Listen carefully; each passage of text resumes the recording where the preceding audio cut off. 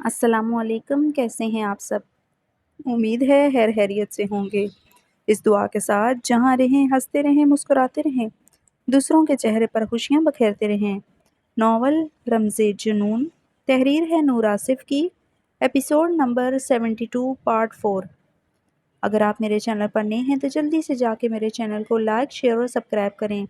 آئیں اپنے ناول کا آغاز کرتے ہیں۔ سورج مغرب کی پہاڑوں کے پیچھے چھپنے کو تیار تھا اور نیو یارک کے آسمان پر نارنجی روشنی کا ہالہ پھیل چکا تھا، لیکن اس وقت مینٹین کی سڑکوں پر روشنی کا ایک اور طوفان امڑ رہا تھا، شور اور جنون کا طوفان۔ بروکلین برج کے نیچے ہزاروں تماشائی اوپر سے 2 ہیلی کاپٹرز کیمرے لیے فضا میں گھوم رہے تھے اور سٹی کے مین بلڈنگز پر بڑی اسکرینز پر یہ ریس لائیو دکھائی جانے والی تھی۔ یہ لائیو کوریج بڑے بڑے نیوز اور سپورٹ چینل پر دکھائی جانے والی تھی۔ نیو یارک سٹی بائیک گراں پری 2050 کچھ دیر میں شروع ہونے والی تھی۔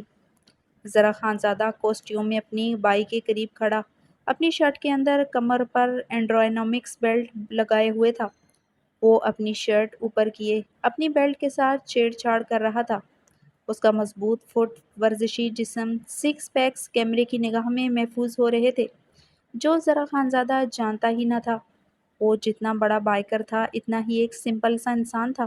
اسے کسی چیز کی نہ پرواہ ہوتی تھی، نہ اسے ہوش ہوتا تھا، یا وہ ایسی چیزیں اپنی سادگی میں اگنور کر دیتا تھا۔ اسے اس طرح اسکرین پر دیکھ کر لڑکیاں پاگل ہو رہی تھیں۔ پہلی مرتبہ اس کی باڈی کی نمائش ہو رہی تھی۔ کچھ اینکر اس پر تجزیہ کرتے زرک کا پبلسٹی سٹنٹس کہہ رہے تھے۔ وہ جس برانڈ کی بیلٹ پہنے ہوئے تھا جیسے وہ اس کی پبلسٹی کر رہا تھا۔ کیمرے کی محسوس آنکھ بیلٹ کے لوگو پر تھی۔ کچھ اینکر ذرا خانزادہ کی سمپلسٹی پر ہنس رہے تھے۔ وہ ذرا خانزادہ کا انٹرویو کر چکے تھے، اس کی پرسنالٹی جانتے تھے۔ اپنی شرٹ کو اوپر کیے وہ اپنی بیلٹ کی ہک کو کھولنے کی کوشش کر رہا تھا، جس کی ہک اس سے کافی ٹائٹ بن چکی تھی، لیکن اب اس سے وہ ہک کھل نہیں رہی تھی۔ وہ اپنا ہیلمٹ اتارتے ہوئے بائک پر رکھتے دانت پر دانت جمائے اپنی بیلٹ کھولنے لگا۔ اس کے قریب کھڑی آریہ، جو اس بائک ریسنگ میں حصہ لے رہی تھی، جو ہمیشہ فرسٹ رنر، دوسری پوزیشن جیتنے والی ہوتی تھی۔ زرک اور آریہ میں ہی ہمیشہ چھری کانٹے کا مقابلہ ہوتا تھا، مگر ان کی آپس میں کافی دوستی بھی تھی۔ "What's wrong, زرک؟ What is bothering you? Can I help you?"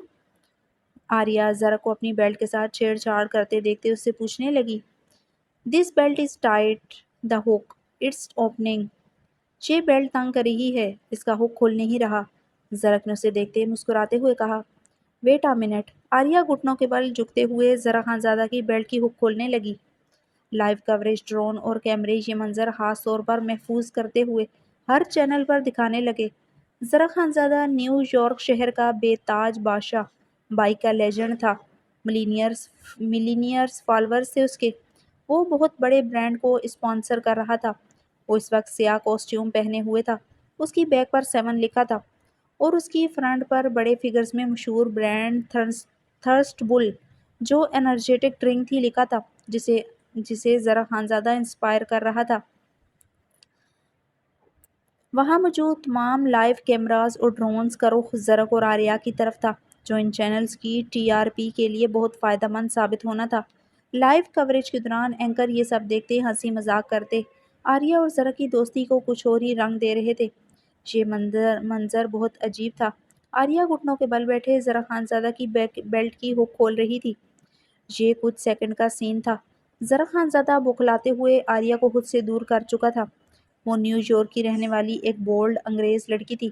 اس کے لیے یہ عام بات تھی، مگر ذرا خانزادہ کے لیے یہ سچویشن خجالت کا باعث تھی۔ "I will do it myself, Arya. Thank you very much." ذرا خانزادہ شائستگی سے مسکراتے ہوئے آریہ سے دور ہو چکا تھا، مگر ایک سیکنڈ کا یہ منظر بار بار دکھایا جا رہا تھا۔ زنیشا شاہ نیو یارک میں موجود اپنے عالیشان بنگلے کے لاؤنج میں صوفے پر بیٹھی سامنے لگی بڑی سی اسکرین پر نگاہیں گاڑے ہوئے تھی۔ اس کی شرابی آنکھوں میں دہکتے شعلے لپک رہے تھے۔ وہ مٹھیاں بھینجے ضبط کی انتہا پر تھی۔ ذرا خانزادہ کے سامنے گھٹنے کے بل بیٹھی لڑکی اس کی پینٹ کی بیلٹ کی ہک کے ساتھ کیا کر رہی تھی، کچھ پتہ نہیں چل رہا تھا۔ جو دکھائی دے رہا تھا، جو سمجھ آ رہا تھا، وہ زنیشا کو جلتے توے پر بٹھا چکا تھا۔ زنیشا شاہ نے اپنے پاس پڑے انہیلر کو پکڑے اپنی سانسوں کو جلدی سے انہیل کیا۔ اسے اپنی سانسیں بند ہوتی محسوس ہو رہی تھی۔ ذرا خانزادہ نکاح کے اگلے دن ہی اسے ملے بغیر بتائے بغیر مینہٹن میں ہونے والی اپنی بائیک ریسنگ کے لیے نکل چکا تھا۔ وہ ذرا خانزادہ پر پوری طرح نظر رکھے ہوئے تھی۔ وہ مینہٹن میں موجود تھا، جو نیو یارک سے تقریباً 15 کلومیٹر دور تھا۔ زنیشا شاہ نے غصے سے پاگل ہوتے ذرا خانزادہ کا نمبر ڈائل کیا۔ جو ذرا خانزادہ نے اس کی کال اسی لمحے کاٹ دی تھی۔ اسکرین پر سٹل ذرا خانزادہ کو ہی دکھایا جا رہا تھا۔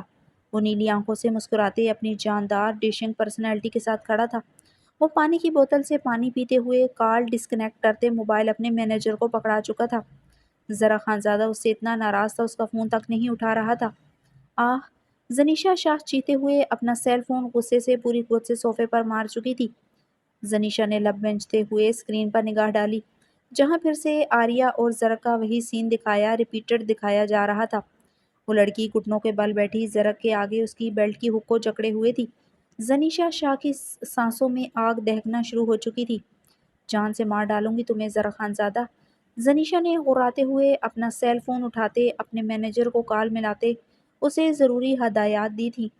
وہ بھاگتے ہوئے اب سیڑھیاں چڑھی تھی۔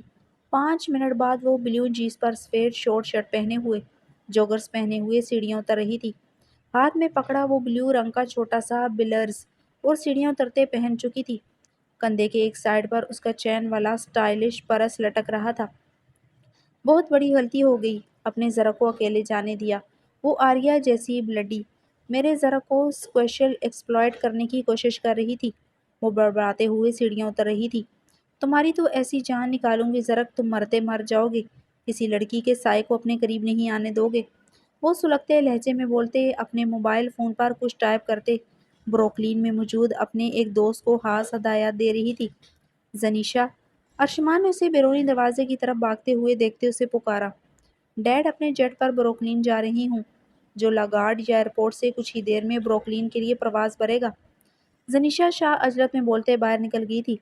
ارشمان نے بمشکل اپنے غصے پر قابو پایا تھا۔ بروکلین میں اس وقت ذرا خانزادہ تھا، وہ جانتے تھے۔ کچھ دیر پہلے اسکرین پر وہ بھی ذرا کی کسی لڑکی کے ساتھ وہ مناظر دیکھ چکے تھے۔ زنیشا شاہ ذرا خانزادہ کو لے کر کتنی پوزیسو تھی وہ جانتے تھے۔ زنیشا شاہ کا ذرا خانزادہ کو لے کر اتنا حساس ہونا انہیں ایک آنکھ نہیں باتا تھا۔ ہیلی کاپٹر پچھلے 10 منٹ سے نیو یارک کی بلندیوں پر اڑ رہا تھا۔ زنیشا شاہ نے اپنی سیٹ پر بیٹھے کھڑکی سے نیچے دیکھا۔ مینہٹن، چمکتے شیشے کے ٹاورز، ریس کی ٹریک، میڈیا وینز اور ہجوم نظر آنا شروع ہو گیا تھا۔ 5 منٹ تک اس کا ہیلی کاپٹر بروکلین برج کے قریب کسی سیف جگہ پر لینڈ ہونا تھا۔ زنیشا شاہ کی شرابی آنکھوں میں شرارے پھوٹ رہے تھے۔ وہ بار بار مضطرب انداز میں مٹھیاں بھینچ رہی تھی۔ آریہ جھکتے ہوئے آخر کیا کر رہی تھی؟ زرق اپنی ابلتی جوانی کو ایسی ٹھنڈی کر رہا تھا کیا؟ زنیشا نے اپنے پرس سے اپنا انہیلر نکالتے اپنی سانسوں کو پھر سے بحال کیا۔ وہ نکاح کی رات کو اس قریب آنے کے لیے مرا جا رہا تھا۔ جب پاس نہیں آنے دیا، اس سے سخت ناراض ہو کر بروکلین چلا گیا۔ وہ جس ہوٹل میں ٹھہرا تھا وہ سب جانتی تھی۔ زنیشا شاہ کو اس کے ایک ایک لمحے کی خبر تھی۔ ذرا خانزادہ کی بہت سی لڑکیوں کے ساتھ دوستی تھی۔ وہ جانتی تھی جو برداشت کرنا اس کے لیے بے حد مشکل تھا۔ آریہ کیوں جھکی تھی؟ زنیشا شاہ کو اپنے بدن پر چونٹیاں رینگتی محسوس ہو رہی تھی۔ ذرا خانزادہ کسی صورت سب کے سامنے ایسی اوچھی حرکت کرنے کا سوچ بھی نہیں سکتا تھا، مگر ذرا خانزادہ نے آریہ کو اپنی بیلٹ کو ہاتھ بھی کیوں لگانے دیا؟ یا زرق مزے لے رہا تھا کیا؟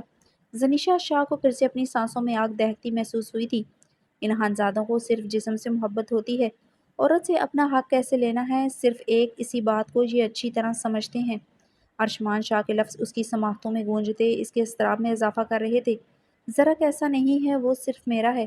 وہ اپنے کیوٹکس لگے لمبے ناخنوں کو چبانے لگی تھی۔ مارتھا کو بھی تو ہوٹل لے کر گیا تھا۔ یہ خیال آتے ہی زنیشا شاہ کے خون میں شرارے مزید تیزی سے دوڑنے لگے تھے۔ You are going to die Zara Khanzada, زنیشا set سے ٹیک لگائے خود پر قابو پانے لگی۔ یہ ریس تمہارے لیے بہت امپورٹنٹ ہے ذرا خانزادہ، دیکھو میں تمہارے ساتھ کرتی کیا ہوں۔ زنیشا مٹھیاں بھیجتے سیٹ سے ٹیک لگا گئی تھی۔ بروکلین برج کے نیچے سرکٹ پہ بائیک ریسنگ شروع ہو چکی تھی۔ فضا میں ڈرون کیمروں کے ذریعے کوریج کی جا رہی تھی، جہاں تک ہیلی کاپٹر کے ذریعے بھی لائیو کوریج کی جا رہی تھی۔ Zara Khanzada, Aarya, Jacqueline, Brad, Edward, یہ محسوس نام تھے جن میں لڑکیوں کا دل دھڑکتا تھا۔ اس ریس میں کم و بیش 20 بائکرز نے حصہ لیا تھا۔ ہر بار کی طرح ذرا خانزادہ، آریہ اور ایڈورڈ جیکلین باقی سب کو پیچھے چھوڑ کر آگے نکل گئے تھے۔ ذرا خانزادہ اور باقی سب بائکرز ہیلمٹ پہنے ہوئے تھے۔ ان کے کاسٹیوم کی بیک پر نمبرز اور سینے پر ان اسپانسر کرنے والی کمپنیوں کے لوگوز سے ان فاسٹ بائکر کی نشاندہی کر رہے تھے۔ ذرا خانزادہ نے مسکراتے ہوئے اپنے ساتھ دوڑتی بائکس کو دیکھا تھا۔ یہ ریس جیتنا اس کے لیے بے حد ضروری تھا۔ ونر کو لاکھوں ڈالرز کی رقم ملنی تھی۔ اس کے اسپانسر نے بھی جیتنے پر اسے بھاری رقم دینی تھی اور بھی بہت سی مراعات اسے ملنی تھی۔ پچھلی ریس وہ زنیشا شاہ کی وجہ سے ہار گیا تھا۔ زنیشا شاہ کی پہلی کس یاد آنے پر ذرا خانزادہ کے لبوں پر گہری اور جاندار مسکراہٹ چھائی تھی۔ زنیشا شاہ کے لیے وہ دنیا ہار دے ایک ریس کی اہمیت رکھتی تھی بھلا، مگر آج کی ریس اس کے لیے جیتنا بہت ضروری تھا۔ اسے پیسوں کی اشد ضرورت تھی۔ اس ریس کے ہارنے کے بعد اس سے تھرسٹ بل کی اسپانسر شپ لے جا سکتی تھی، کیونکہ وہ پہلے بھی ایک ریس ہار چکا تھا۔ کچھ ماہ پہلے ایکسیڈنٹ کی وجہ سے وہ بہت سی ریسز میں حصہ نہ لے سکا تھا۔ اس وقت سب سے بڑے برانڈ کو وہی اسپانسر کر رہا تھا۔ ریس ہارنے کی صورت میں اس طرح اس کی مقبولیت میں کمی آ سکتی تھی۔ ذرا خانزادہ نے مسکراتے ہوئے دائیں طرف آریہ اور بائیں طرف ایڈورڈ کو دیکھا۔ دوسرے لمحے وہ سامنے دیکھتا اپنی پوری قوت لگائے اپنی بائک کو بھگا گیا تھا۔ ریس کا یہ دورانیہ 60 منٹ کا تھا۔ ان سب کی بائکس ہڈسن ریور کے پاس سے گزر رہی تھی۔ یہ ریس گرین وے پر ختم ہونی تھی۔ ذرا خانزادہ آریہ اور ایڈورڈ کو پیچھے چھوڑ آیا تھا۔ ہیلمٹ کے نیچے آریہ کی نیلی آنکھوں کی چمک مان پڑ چکی تھی۔ ہمیشہ کی طرح ذرا خانزادہ اسے ہرا چکا تھا۔ آج پھر وہ فرسٹ رنر اپ آنے والی تھی۔ ذرا خانزادہ اسے بہت پیچھے چھوڑ چکا تھا۔ آریہ پوری قوت لگائے اپنی بائک کو دوڑانے لگی۔ یہ ہڈسن ریور کے قریب سڑکیں تھیں جو رات میں چمکتی روشنیوں میں مزید سنسان لگ رہی تھی۔ فضائی ڈرونز لائیو کوریج کر رہے تھے۔ یکدم پیچھے سے ایک ریڈ کاسٹیوم میں ریڈ کلر کی بائک زون سے ایڈورڈ کو اوورٹیک کرتے پیچھے چھوڑ گئی تھی۔ کیمرے حرکت میں آئے تھے۔ یہ بائک بروکلین برج سے بھی ریسنگ میں شامل ہو چکی تھی، مگر کیمرے ذرا خانزادہ، آریہ، ایڈورڈ بریڈ کو خصوصی کوریج دے رہے تھے۔ اس ریڈ کاسٹیوم بائکر کے پیچھے کوئی نمبر نہیں لکھا تھا، نہ وہ کسی برانڈ کو اسپانسر کر رہا تھا۔ اس کے کاسٹیوم پر صرف بڑا بڑا زنیشا شاہ لکھا تھا۔ کیمروں کا رخ اسپیشلی طور پر اب اسی بائکر کی طرف تھا۔ سب کو چھوڑ کر اسے خصوصی کوریج دی جا رہی تھی۔ بروکلین برج کے نیچے اکٹھے ہوئے ایک ہجوم بڑے بڑے LED اسکرینز کو دیکھتے شور مچا رہا تھا۔ بہت سارے لوگ اب اس زنیشا شاہ بائکر کو سپورٹ کر رہے تھے۔ زنیشا شاہ اپنے سے آگے جاتی بائک پر بیٹھی آریہ کی بیک پر 3 نمبر دیکھتے استحزائیہ ہنسی تھی۔ اگر لائیو کوریج نہ ہو رہی ہوتی، وہ یقیناً آریہ کو اس ہڈسن ریور کی نظر تو ضرور کر دیتی، مگر افسوس وہ یہ نہیں کر سکتی تھی۔ زنیشا شاہ نے اپنی ریڈ بائک کو ریس دیتے اب آریہ کو اوورٹیک کیا تھا۔ آریہ کا چہرہ زرد ہوا تھا۔ وہ فرسٹ رنر اب بھی نہ رہی تھی۔ وہ پوری کوشش کرتے اپنے آگے جاتی بائک کو اوور کراس کرنے کی کوشش کرنے لگی۔ بروکلین برج کے نیچے جمع کچھ تماشائی کے چہروں پر مایوسی لہرائی تھی۔ وہ آریہ کو اس کی پوزیشن سے نیچے آتا نہیں دیکھ سکتے تھے۔ میڈیا کیمراز اب صرف زنیشا شاہ کو کوریج دے رہے تھے۔ وہ آخر کون تھی جس نے آریہ اور ایڈورڈ کو پیچھے چھوڑ دیا تھا؟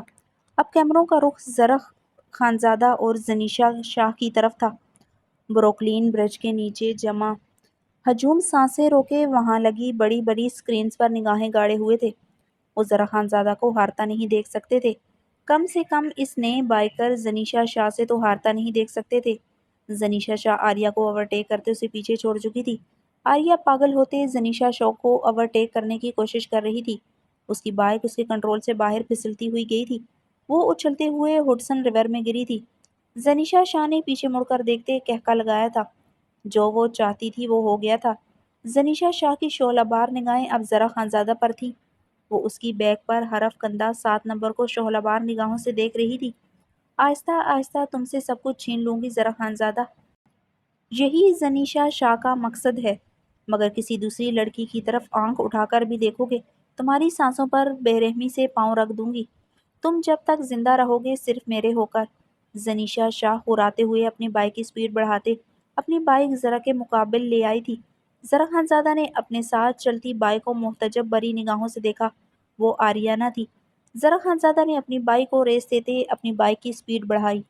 اب زنیشا شاہ اور ذرا خانزادہ میں مقابلہ چل رہا تھا۔ دونوں کے لیے یہ ریس جیتنا بے حد ضروری تھا۔ زنیشا شاہ کو ذرا خانزادہ کو ہرانا تھا اور ذرا خانزادہ کو زنیشا شاہ کے لیے یہ ریس جیتنی تھی۔ وہ اپنا بینک بیلنس زنیشا شاہ کی کمپنی کے ساتھ پروجیکٹ کرنے پر لگا چکا تھا۔ اپنی ساری جائیداد تو پہلے ہی وہ زنیشا شاہ کے نام کر چکا تھا۔ باقی جو اس کے اکاؤنٹ میں کروڑوں روپے تھے وہ حق مہر کی صورت میں زنیشا شاہ کو دے چکا تھا۔ اسے آج کی نامی رقم زنیشا شاہ کے لیے ہی چاہیے تھی۔ وہ رخصتی کے بعد زنیشا شاہ کو وہی لائف دینا چاہتا تھا جو وہ جیتی آئی تھی۔ اسے لے کر پہلے تو ورلڈ ٹور ہنی مون پر جانا چاہتا تھا۔ ذرا خانزادہ اپنی نگاہ سامنے سڑک پر جمائے اپنی بائیک کو بگانے لگا۔ وہ زنیشا شاہ کو پیچھے چھوڑ چکا تھا۔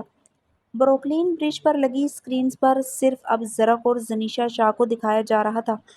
ذرا خانزادہ کے آگے نکل جانے پر دم سادے ہجوم میں شور اٹھا تھا۔ وہ لوگ جوش و خروش سے شور کرتے ذرا خانزادہ کو سپورٹ کرنے لگے۔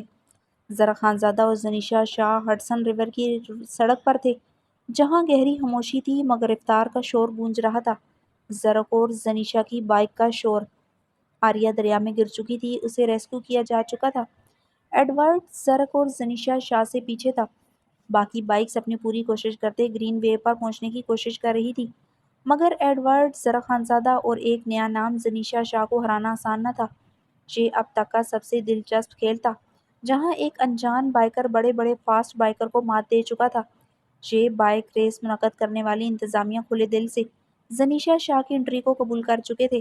بے شک زنیشا شاہ نے باقاعدہ طور پر اس ریس میں حصہ نہیں لیا تھا مگر وہ بروکلین برج سے سب بائیکرز کے ساتھ شامل ہوئی تھی۔ کوئی چیٹنگ نہیں کی تھی، کھیل کے اصول کی کوئی خلاف ورزی نہیں کی تھی۔ بہت بڑا شائقین کا ہجوم زنیشا شاہ کو اچانک سے سپورٹ کرنے لگا تھا۔ ہر سپورٹ لائیو چینل اور بروکلین برج کی اسکرینز پر اب زنیشا شاہ کو ہی دکھایا جا رہا تھا۔ کوسٹیوم میں چھپی وہ لڑکی تھی یا لڑکا کوئی نہیں جانتا تھا مگر ہجوم کی بڑی تعداد زنیشا شاہ کا نام لیتے اسے سپورٹ کر رہی تھی۔ ہجوم میں اب زرق اور زنیشا شاہ کا نام ہی گونج رہا تھا۔ ذرا خانزادہ اپنی پوری کوشش کرتے زنیشا شاہ کو پیچھے چھوڑ آیا تھا۔ آخری 5 منٹ بچے تھے، وہ گرین وے پر پہنچنے والا تھا۔ ذرا خانزادہ کی نیلی آنکھیں فتح مندی سے چمک اٹھی تھیں۔ زنیشا شاہ اپنی پوری قوت لگائے ذرا خانزادہ کے پھر سے مد مقابل آئی تھی۔ آخری 3 منٹ رہ گئے تھے۔ ذرا خانزادہ نے اپنی بائک کی سپیڈ خطرناک حد تک بڑھاتے اپنے ساتھ بلتی بائک پر بیٹھے بائیکر کو دیکھا۔ زنیشا شاہ نے بھی ذرا خانزادہ کو دیکھا تھا۔ ہیلمٹ سے نظر آتی دونوں کی آنکھیں چار ہوئی تھیں۔ ہیلمٹ سے نظر آتی اس بائیکر کی آنکھیں دیکھتے ذرا خانزادہ کی نیلی آنکھیں محتجب ہوتے الجھن کا شکار ہوئی تھیں۔ ان شرابی آنکھوں کو ہزاروں لاکھوں میں پہچان سکتا تھا۔ زنیشا، ذرا خانزادہ کے لب جنبش میں ڈلے تھے۔ ذرا خانزادہ کی نیلی آنکھیں ساتھ چلتی بائک کے کاسٹیوم میں آگے لگے نام پر جا ٹھہری تھی۔ زنیشا شاہ، ذرا خانزادہ کی آنکھیں بے یقین ہوئی تھی۔ آخری 2 منٹ بچے تھے۔ بروکلین برج کے نیچے جمع ہجوم ساکت ہو چکا تھا۔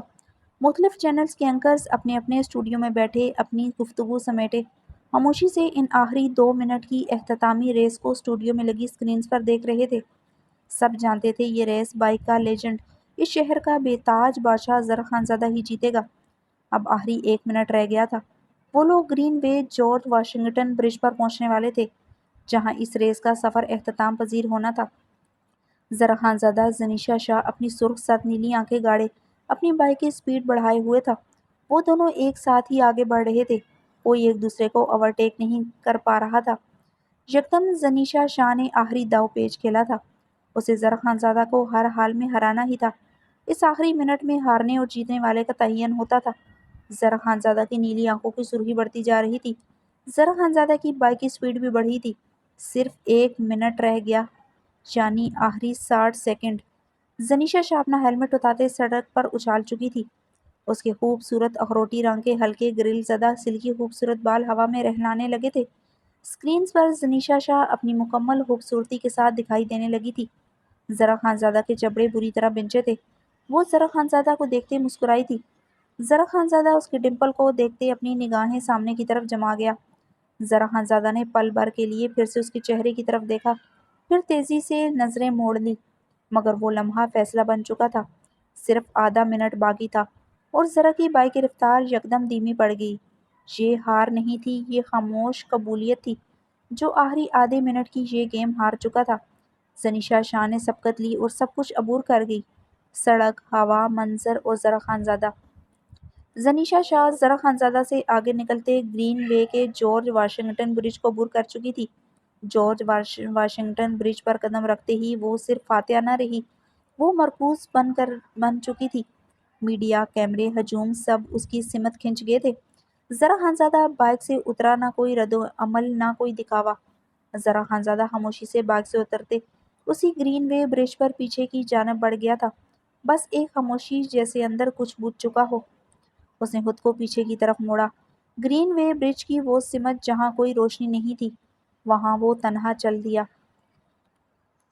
آریان خانزادہ بلو جینس پر وائٹ سینڈو پہنے اس کوٹیج کے کچن میں کھڑا اپنے اور زرمش کے لیے ڈنر تیار کر رہا تھا۔ وہ فروزن سی فوڈ ساتھ لایا تھا۔ اس کوٹیج میں ریفریجریٹر نہیں تھا۔ جتنی قہر برساتی سردی ادھر پڑتی تھی، ریفریجریٹر کی ضرورت ہی نہ تھی۔ یہ فروزن فوڈ پیکنگ میں آریان نے کوٹیج کے باہر برف میں دبا کر رکھا تھا، جو ضرورت پڑنے پر وہ نکال لیتا۔ پورے کوٹیج کے آتش دان جل رہے تھے۔ کچن بھی اب اچھا خاصا گرم تھا۔ سلنڈر کے ذریعے وہ اسٹوو جلائے ہوئے تھا۔ بے حد خوبصورت کچن تھا جس میں وہ اور زرمش اس وقت موجود تھے۔ سیاہ چمکتا سلیب کچن کے چاروں طرف لگا تھا۔ اوپر لکڑی کی الماریاں بنی تھی۔ سینٹر میں ایک سفید سلیب تھا، اس پر اسٹوو نصب تھا جس کے اوپر چھت سے خوبصورت 3 بلب فانوس کی طرح لٹکے ہوئے تھے۔ یہ خوبصورت گھر فارس خان نے شازمہ خان کی پسند کے مطابق بنوایا تھا۔ فارس خان صرف شازمہ خان کو یہاں لے کر آتا تھا۔ اس وقت وہ لوگ کبیر خان اور ملازموں کے سپرد ہوتے، مگر فارس خان مہینے میں ایک مرتبہ شازمہ خان کو 1 یا 2 دن کے لیے ادھر ضرور لے کر آتا تھا۔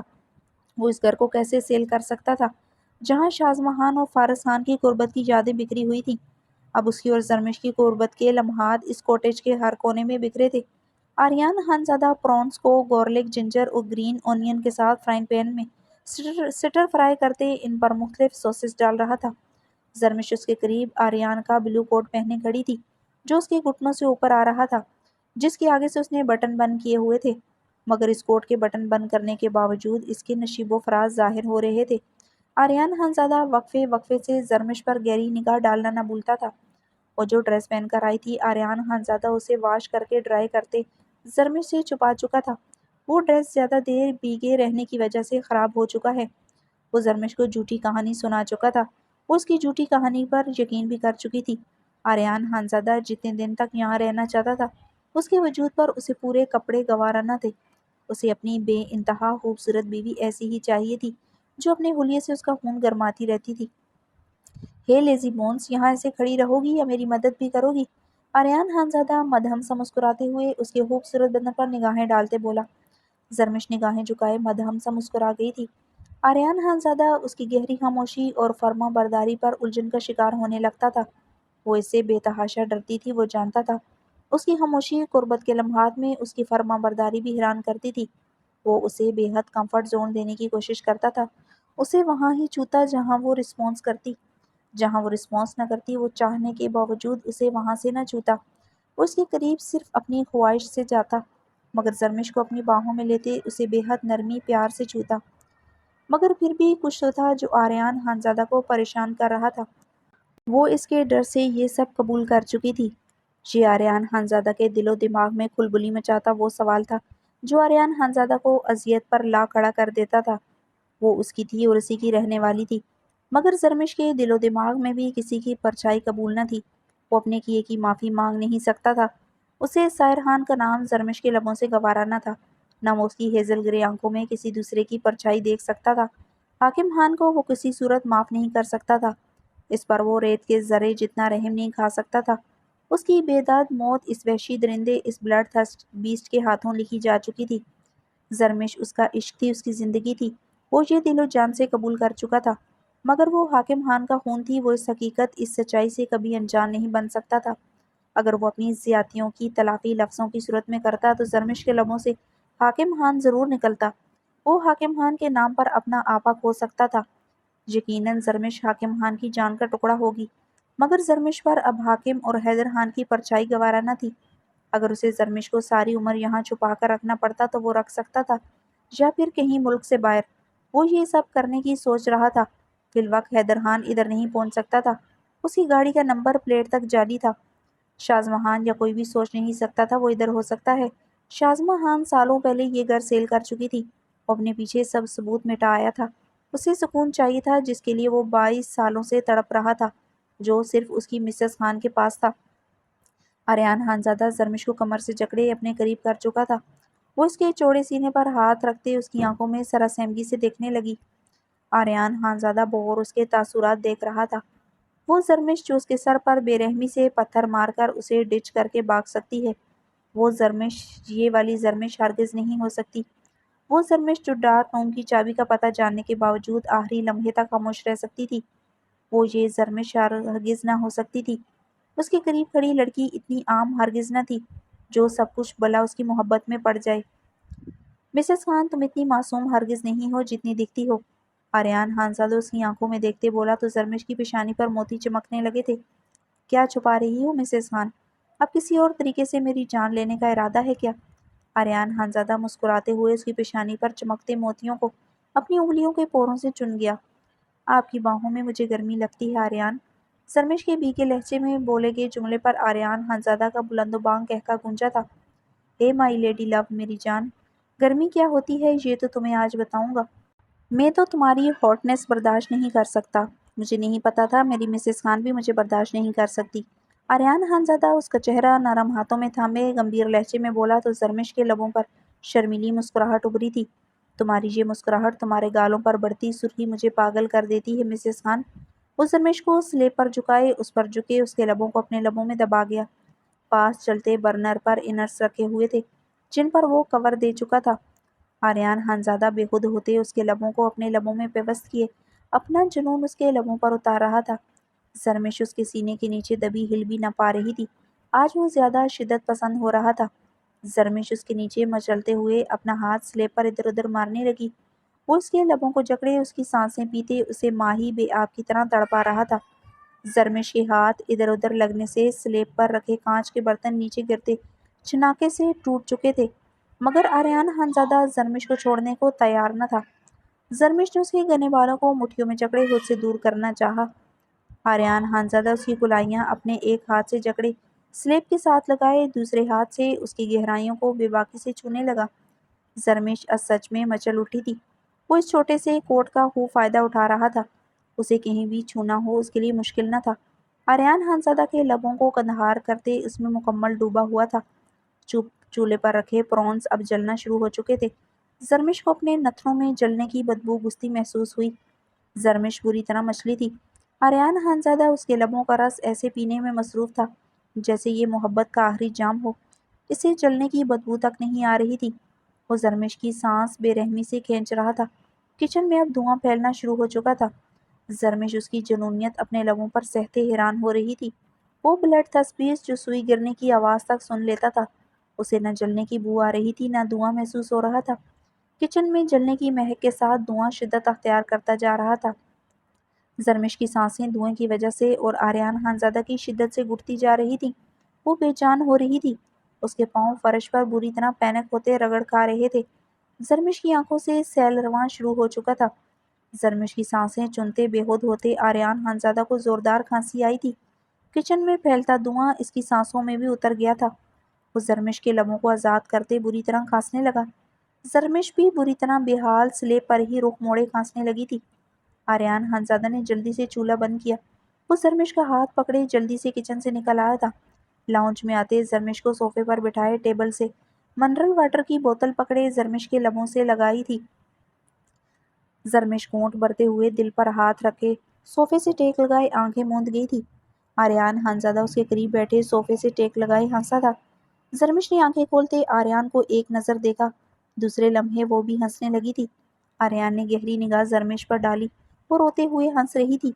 وہ سنجیدہ نگاہوں سے اسے دیکھنے لگا۔ اس کا ہنسنے سے رونا، رونے سے ہنسنا ایک ٹراما ہوتا تھا۔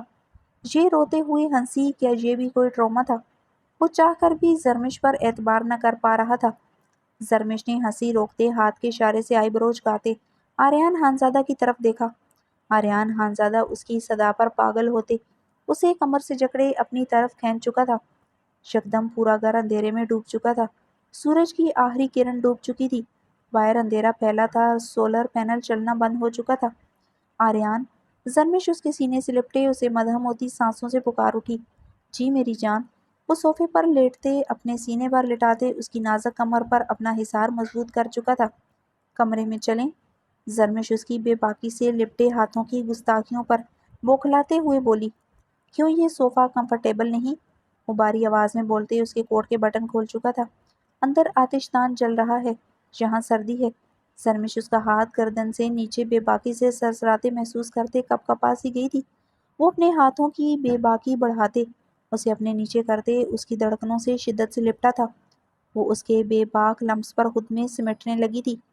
میری لیڈی بونس، مائی لیڈی لو، ابھی تمہیں یہاں گرمی لگے گی؟ آتش دان کی جلتی آگ کی روشنی میں میری بے باک نگاہیں خود کے وجود پر برداشت کر لو گی کیا؟ اس کی گردن کو شدت سے چومتے اس کے کان کی لو پر لب رکھتے مدھم سرگوشیاں کر رہا تھا۔ زرمش اندھیرے میں سرنفی میں ہلا گئی تھی۔ وہ کہاں اس کی بے باک نگاہیں اپنے وجود کے آر پار ہوتے برداشت کر سکتی تھی۔ وہ روشنی میں اسے بہت گہرائی سے دیکھنے کا تمنائی تھا، دیکھتا بھی تھا، مگر زرمش کے لیے اس کی شدتیں سہنے سے زیادہ اس کی گرم گہری نگاہیں اپنے وجود کے آر پار سہنا مشکل ہوتا تھا۔ وہ اسے اوپر سے نیچے چومتے، اپنا کوٹ اس کے آستینوں سے نکالتے، اس کے وجود سے علادہ کرتے اسے شدت سے اپنے ساتھ لپٹا گیا تھا۔ زرمش بلڈ تھس بیسٹ کے بوجھ تلے دبی پسینے میں نہلائی تھی۔ وہ اس کی کمر میں ہاتھ ڈالتے اس پر اپنی شدتیں ڈھاتا جا رہا تھا۔ کوٹیج ان کی گرم نرم سانسوں سے گونج رہا تھا۔ التمش خانزادہ شام کے سائے گہرے ہونے سے پہلے اپنے چھوٹے سے گھر میں داخل ہوا، جو برفیلے پہاڑوں کی سرسبز وادی میں چھپ کر واقع تھا۔ یہ گھر مٹی اور پتھروں سے بنا ہوا تھا۔ دن بھر کی بڑکتی ہوئی دھوپ کے بعد موسم نے قدرے نرمی دکھائی تھی، لیکن جیسے ہی رات کا آغاز ہوا، قہر برساتی سردی پھر سے عروج پر تھی۔ التمش خانزادہ براؤن رنگ کی شلوار قمیص میں ملبوس تھا، اس پر اس نے سیاہ چمکتی لیدر جیکٹ پہنے ہوئے تھی، جو اس کے چوڑے سینے فٹ باڈی پر کافی جچ رہی تھی۔ اس کے سرخ چہرے کی سرخی سیاہ جیکٹ میں مزید نمایاں ہو رہی تھی۔ وہ بے حد باروب لگ رہا تھا۔ براؤن بال پیشانی پر بکھرے تھے۔ وہ اپنے محسوس سٹائل میں اپنے بال انگلیوں سے سنوارتے آگے بڑھ رہا تھا۔ اپنی گاڑی اس نے گھر کے ایک سائڈ پر لگا دی تھی۔ کل رات کی بارش کی وجہ سے دریا اوپر تک بھر آیا تھا، جس کے باعث اس کے گھر کے سامنے سے گزرتے دریا کی گہرائی زیادہ ہو چکی تھی۔ اس کی گاڑی کے اندر کل پانی بھر چکا تھا۔ زاویار خانزادہ کی گاڑی وہ ہمیشہ اس کے ڈیرے پر پارک کر کے آتا تھا۔ وہ کبھی زاویار کی قیمتی گاڑی اپنے گھر تک نہ لایا تھا، وہ پیدل ہی اپنے گھر آتا تھا، مگر اب گاڑی اس کی اپنی تھی، چھوٹی تھی، اسے ٹھیک طرح چلتی بھی نہ تھی۔ قیمتی گاڑی اور چھوٹی سی سیکنڈ ہینڈ پرانے ماڈل کی سستی سی گاڑی میں کافی فرق تھا، مگر یہ گاڑی اس کی اپنی تھی، اس کی ملکیت، اس کے لیے زیادہ کمفرٹیبل تھی۔ التمش خانزادہ کے ہاتھ میں ایک پیکٹ تھا، جو اپنے گھر کا لوہے کا دروازہ، جس پر سبز رنگ ہوا تھا، اسے بند کرتے مٹی کے صحن سے گزرتے سرخ اینٹوں سے بنے برآمدے میں داخل ہوا۔ گل مکئی اور اباسین چرپائی کے پاس پیڑھیوں پر آمنے سامنے بیٹھے پرانے تانبے کے کھلے برتن میں کوئلے دہکائے آگ سیک رہے تھے۔ برآمدے میں پوری بوری ٹائپ ترپال ڈال کر باہر سے آنے والی برفیلی ہواؤں کو روکنے کی صحیح کی گئی تھی، مگر برآمدہ پھر بھی اچھا خاصا ٹھنڈا تھا۔ اباسین شلوار قمیص پر گرم کوٹ پہنے ہوئے تھا۔ گل مکئی گرم سویٹر پر گرم جرسی پہنے ہوئے تھی، جس پر گرم بڑی سی شال اچھی طرح سر پر جمائے ہوئے لی ہوئی تھی۔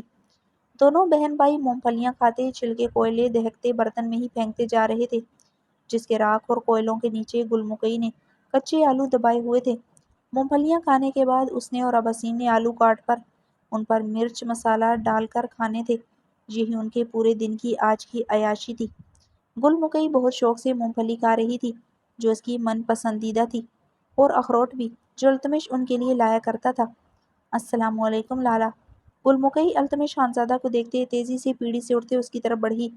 اس کی جولی سے مونگ پھلیاں چاروں طرف برآمدے کے فرش پر بکھر گئی تھی۔ اس نے اتنی ہڑبونگ مچائی تھی کہ جلتے کوئلوں والی بنائی ہوئی انگیٹھی میں گرنے لگی تھی۔ اباسین اس کی کلائی سے پکڑ کر اسے بچاتا، نہ تو وہ یقیناً جلتے کوئلوں پر گر جاتی۔ اباسین نے اسے ہشمگی نگاہوں سے گھورا تھا۔ گل مکئی کی ہڑبونگ وہ التمش خانزادہ کے ہاتھ میں پکڑے پیکٹ کو دیکھتے سمجھ گیا تھا۔ یہ بے قراری التمش خانزادہ کے لیے نہیں، اس پیکٹ کے لیے تھی جو اس کے ہاتھ میں پکڑا تھا۔ اباسین نے مڑ کر التمش خانزادہ کو نہیں دیکھا تھا، نہ سلام کیا تھا، وہ ویسے ہی بیٹھا اپنے ہاتھ سیک رہا تھا۔ وعلیکم السلام، التمش خانزادہ کہتے جلدی سے وہ شاپنگ بیگ اپنی کمر کے پیچھے کر گیا تھا۔ گل مکئی کی گلمکئی کی فطرت سے واقف تھا، وہ اس پیکٹ کو جب تک کھول کر دیکھ نہیں لے گی اسے سکون نہیں آئے گا۔ التمش خانزادہ نے اپنے پیچھے چھپائے شاپنگ بیگ کو کھولتے اس میں سے زمرحان کے لیے لائی مخصوص چیز بڑے احتیاط سے جیکٹ کے پیچھے سے ہاتھ لے جاتے اپنی قمیص کی جیب میں ڈالی۔ لالا کیا ہے؟ اخروٹ ہیں اس میں؟ وہ بے تابی سے اس کی کمر کے پیچھے ہاتھ لے جاتے وہ پیکٹ اس کے ہاتھ سے چھین چکی تھی۔ اگر وہ اسے نہ دیتا یا نہ دکھاتا وہ ساری رات روتے ہوئے گزار دیتی۔ تجسس کے مارے کوئی بعید نہیں تھا، وہ اس کے کمرے میں چلی جاتی۔ گلمکئی ایسی ہی تھی، سادگی اور بولے پن میں زمانہان پر گئی تھی۔ گلمکئی نے پیکٹ کھولتے دیکھا، اس میں ریڈی میڈ جوڑے تھے جو وہ زمرحان کے لیے لایا تھا۔ لالا یہ میرے لیے ہیں؟ گل ان 5 جوڑوں کو ایک ایک کرتے نکالتے چرپائی پر پھیلا کر دیکھنے لگی۔ اب کی بار اباسین خان نے بھی مڑ کر ان جوڑوں کو بغور دیکھا تھا۔ تمہارے لیے نہیں ہیں، تمہاری باپی کے لیے ہیں، ویسے بھی یہ تمہارے سائز کے نہیں ہیں۔ التمش خانزادہ وہ کپڑے رول کرتے شاپنگ بیگ میں ڈالنے لگا۔ لالا یہ ہمارے سائز کا ہے، اس کے پیچھے لکھا ہے میڈیم، ہم کو میڈیم اسمال دونوں آ جاتا ہے۔ التمش خانزادہ کے ہاتھ سے پھر سے شاپنگ بیگ چھین چکی تھی۔ گل یہ مجھے دو، تمہیں اور لا دوں گا۔ التمش خانزادہ اسے دیکھتے سنجیدگی سے کہا۔ وہ شاپنگ بیگ اپنے سینے سے لگا چکی تھی۔ کب لا کر دیا ہمیں کپڑا؟ نہیں لا کر دیا، مگر اس حسین چڑیل کے لیے لے آیا۔ گلمکئی کے حسین چڑیل لفظ پر اباسین کو پھانسی کا دورہ پڑا تھا، مگر التمش کو پتہ چل جاتا یہ نام اس نے دیا ہے تو وہ یقیناً اس کی پھینٹی ضرور لگاتا۔ گل پچھلے مہینے تمہیں پیسے دیے تو تھے، تم اپنی سہیلی کی مورے کے ساتھ جا کر خود لائی تھی۔ التمش نے اب دانت پیسے تھے، اسے نہیں پتا تھا زمرحان کے لیے کپڑے لینا اتنا مشکل ہوگا۔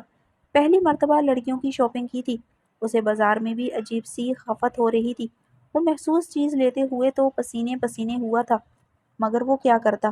اس نے زمرحان کی ساڑی کے ساتھ ہر چیز جلا دی تھی جو وہ اس ساڑی کے نیچے پہنے ہوئے تھی۔ اب یہاں گل اس کے گلے پڑ گئی تھی۔ وہ کپڑے ہم نے ایک بار نہیں پہنا، ہم نے اپنی سہیلی کی شادی پر پہننا تھا، مگر اس کا بارات ہی نہیں آیا تھا۔ گلمکئی وہ پیکٹ سینے سے لگائے بول رہی تھی۔ کیوں؟ التمش جنجلاتے ہوئے سوال کر گیا۔ نگاہیں اپنے کمرے کے بند دروازے پر تھیں۔ وہ اگر یہ بحث سن لیتی تو یقیناً یہ کپڑے آگ میں ہی جھونک دیتی کہ اسے یہ کپڑے نہیں پہننے جس پر اس کی بہن نظر رکھے ہوئے تھی۔ زمرحان کی فطرت کو جانتا تھا، اسے ہر بات میں واویلا کرنے کی عادت تھی، نہ بھی ہوتی تو اس کے ساتھ ویسا ہی سلوک کرتی تھی۔ اس کا وہ ہونے والا بغیرت دولہا اپنا جیسا کسی بغیرت لڑکی کے ساتھ بھاگ گیا۔ گلمکئی کے منہ سے گالی سنتے اباسین اور التمش خانزادہ نے اسے شرروار نگاہوں سے گورا تھا۔ یہ کیسی تمہاری زبان ہوتی جا رہی ہے؟ قابو پاؤ اپنی زبان پر گل، ورنہ چھری سے کاٹ ڈالوں گا۔ التمش خانزادہ نے جان بوجھ کر اسے بری طرح گرکا تھا تاکہ وہ روتے ہوئے وہ پیکٹ چھوڑ دے۔ گل اس کے گرکنے پر سو سو کرتے رونا شروع ہو چکی تھی، مگر وہ کپڑوں والا پیکٹ نہیں چھوڑا تھا۔ التمش اچھا خاصا جنجلایا تھا۔ ایسا کرو وہ کپڑا تم اپنا بیوی کے لیے لے لو جو ہم اپنا سہیلی کی شادی کے لیے لایا تھا۔ گل اس پیکٹ کو کسی قیمتی متاع کی طرح خود سے لگاتے سو سو کرتے بولی۔ گلمکئی ایسی ہی تھی، اسے اپنی چیزوں سے زیادہ دوسروں کی چیزیں پسند آتی تھی۔ گل دو لالا کو وہ پیکٹ۔ اباسین گل کو دیکھتے غصے سے غرایا۔ تم دونوں میرا لالا نہیں، ایسا لالا نہیں ہوتا، ہمارے مورا بابا زندہ ہوتا ہمارا ساتھ ایسا سلوک کرنے کا ہمت تم دونوں کبھی نہ کرتا۔ گلمکئی کپڑوں والا پیکٹ چارپائی پر پھینکتے روتے ہوئے پیڑھی پر بیٹھے اپنی ناک گار رگڑنے لگی۔ وہ بری طرح روتے ہوئے جاڑو کا تنکا پکڑے راکھ کو کریدتے راکھ میں دبے آلو نکالنے لگی۔ التمش نے تشکر کا سانس بھرتے وہ پیکٹ اٹھایا۔ گلمکئی کی عادت تھی رونے کی، اس نے صبح تک ٹھیک ہو ہی جانا تھا، ویسے بھی ان کپڑوں کی ضرورت اس کی بیوی کو زیادہ تھی۔ التمش وہ پیکٹ پکڑے اپنے کمرے کی طرف بڑھا۔ کتنے کا لایا ہے یہ ایک سوٹ لالا؟ اباسین کی آواز پر وہ روکا تھا۔ 5000 کا ایک سوٹ۔ وہ سنجیدگی سے بولتے اپنے کمرے کی طرف بڑھتے لکڑی کے باری دروازے کھولتے اندر داخل ہو گیا تھا۔ اباسین نے گلمکئی کو چادر سے ناک اور آنکھیں رگڑتے بغور دیکھا تھا۔ پاگل ہے تم گلمکئی، جو ان سستا سا کپڑوں کے لیے پاگل ہو رہا تھا۔ اباسین نے اسے ڈپتا تھا۔ وہ سستا کپڑا نہیں، 5000 کا ایک سوٹ تھا، پورا 25,000 خرچ کیا لالا نے اس چڑیل کے لیے۔ گلمکئی روتے ہوئے جلتے لہجے میں بولی۔ وہ کپڑا سستا ہی ہے، لالا کو لوٹ لیا ہے کسی نے۔ وہ 1500 والا سوٹ لالا 5000 کا لے آیا۔ اباسین اب مسکرایا تھا۔ کیا مطلب، تم کو کیسے پتا؟ گلمکئی نے آنکھیں چادر سے رگڑتے پوچھا۔ ہمارے دوست کا کپڑا کا دکان ہے، ہم اچھی طرح جانتا ہے کپڑا کو۔ یہ سوٹ 1500 سے زیادہ کا نہیں ہے۔ تمہارا والا سوٹ تو بہت اچھا ہے، تم لالا کے ساتھ گھاٹے کا سودا کر رہا تھا، اسی لیے ہم نے تمہیں ڈانٹا تھا۔ دیکھنا وہ حسین چڑیل بھی وہ سارا سوٹ کمرے سے باہر پھینک دے گا، پھر سارا سوٹ تمہارا۔ تم کو اپنا سہیلی والا شادی کا سوٹ بھی نہیں دینا پڑے گا۔ اب حسین ہنستے ہوئے گل مکئی کے سر پر ہاتھ رکھ گیا تھا۔ ہائے ہمارا لالا کو لوٹ لیا، بیڑا غرق ہوا اس دھوکے باز کا۔ گل مکئی کو اب نئی فکر پڑ چکی تھی۔ التمش کے نقصان پر اس کے معصوم دل کو کچھ ہوا تھا۔ البتہ وسیم خان بہت خوش تھا۔ وہ ہنستے ہوئے چارپائی کی طرف بڑھتے، چارپائی پر نیم دراز ہوتے، اپنے سر کے نیچے بازو باندھ گیا۔ ہمارا لالا جس کا اتنا دھاک تھا، ایک عورت کا آتے ہی اپنا سدھ بدھ کھو گیا۔ صحیح کہتا ہے، زر، زمین، عورت سے بچ کر رہو۔ شکر ہے ہمارا پاس ان میں سے کچھ بھی نہیں۔ وہ ہنستے ہوئے خود پر گرم رضائی اوڑھ گیا۔